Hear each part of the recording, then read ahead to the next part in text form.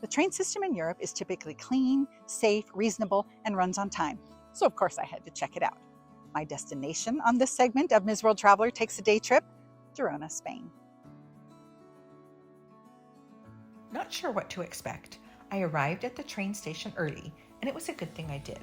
There was a security check and a line for tickets to be verified before being let onto the platform. Then, the 40-minute ride on the express train hardly left time during the 60-mile journey to enjoy the scenic countryside before arriving in Girona.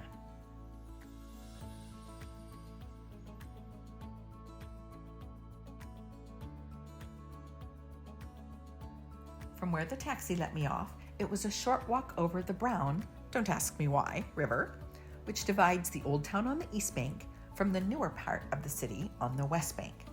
It was a good introduction to how important the pedestrian bridges are throughout the city, as well as a picturesque view of the stately row houses painted in eye-catching shades of ochre, red, orange, and yellow.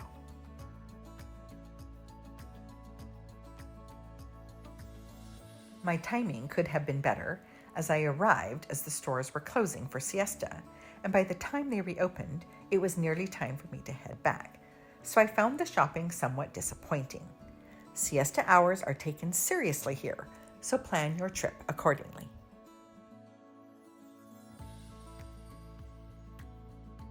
There was a famous ice cream store open and doing a great business.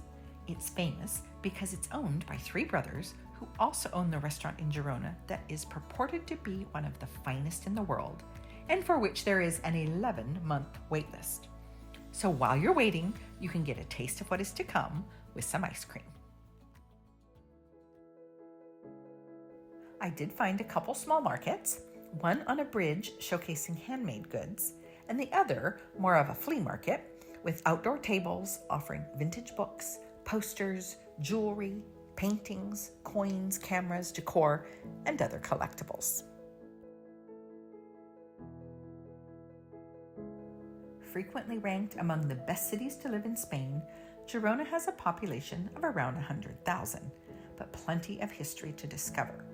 The old town still has sections of its original walls, built by the Romans in the 1st century, which you can walk around, although with only one short day, I didn't have time to do the whole thing.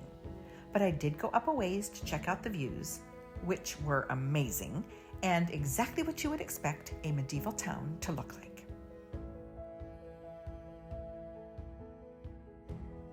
The buildings in the old town truly look old.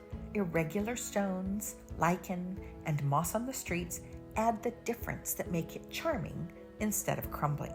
And the narrow streets create a labyrinth of hidden passageways and stairs that just keep going up.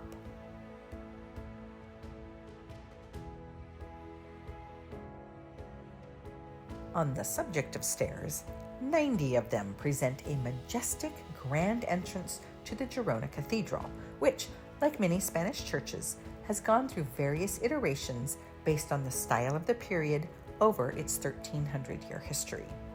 It's interesting to note that the facade, which was started in 1606 and not completed until 1961, has Romanesque feet, a Gothic body, and a Baroque face.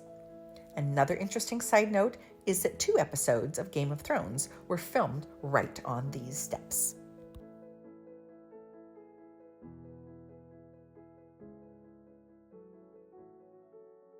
Once I reached the top, caught my breath, and paid the $9 entry fee, it was time to be impressed. Famed for its nave at nearly 23 meters wide, it is the widest of its kind in the world. Precious artworks in gold leaf, sculptures, and ornate wood carvings decorated each of the 30 small chapels, while ribbed vaults, a defining feature of Gothic architecture, created a sense of height and grandeur.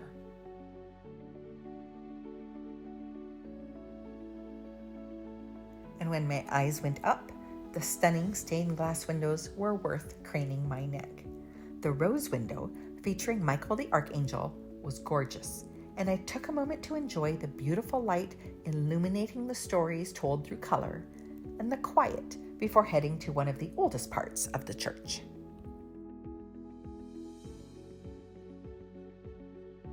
Built in the Romanesque style in 1064, the cloister galleries are home to numerous tombs of wealthy patrons, but the real attraction is the series of 122 columns with sculpted capitals. Each one tells a biblical tale in the decorated friezes that encircle the pillars. It is also a photographer's dream, with the double columns and arches perfectly lined up in a perfect square.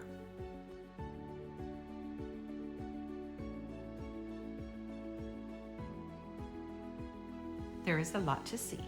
Whether you are a religious pilgrim, an art enthusiast, or a history buff, the Girona Cathedral will leave a lasting impression as it has for hundreds of years.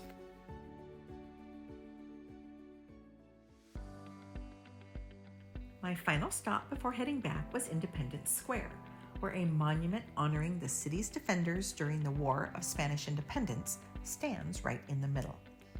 Lining the busy square are identical 19th century neoclassical buildings and plenty of places to sit outside and enjoy the goings-on. The day went quickly, and it was time to head back to the train station. Despite being overcast much of the time, the sun was shining brightly on the train ride back to Barcelona, and it was a lovely end to a lovely day.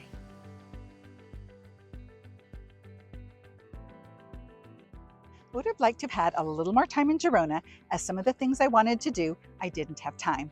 But that's often how it is on a day trip. It leaves you wanting more. I'm Ms. World Traveler Kerry Damiano, encouraging you to go somewhere new, try something different.